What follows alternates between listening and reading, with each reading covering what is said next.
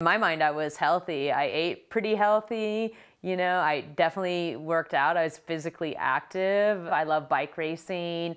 I'm a runner. I backcountry ski. I mean, I do all of the Colorado things. I don't really have anything unusual about my life prior.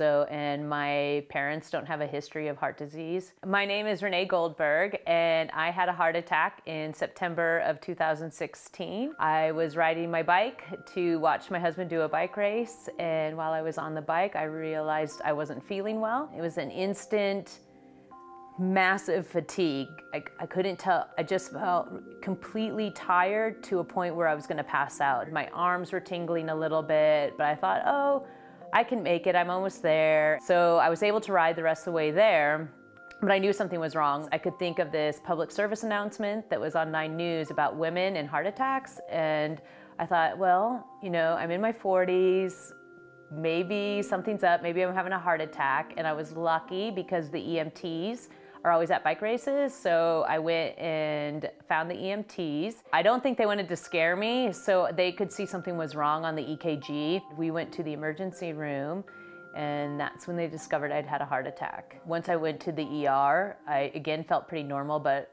really afraid.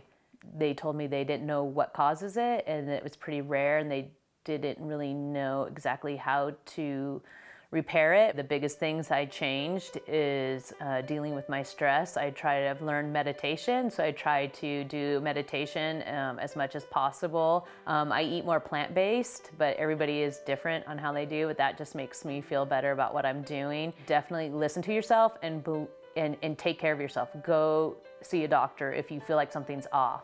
I'm definitely more appreciative of, grateful. Gratitude, I think, is a big thing in everybody's life anymore, trying to be more grateful, but I definitely lean that way. But I would say I felt like I was a pretty positive person, but I am very grateful every day that I get to be moving, that I get to ride my bike, that I get to be with friends and family.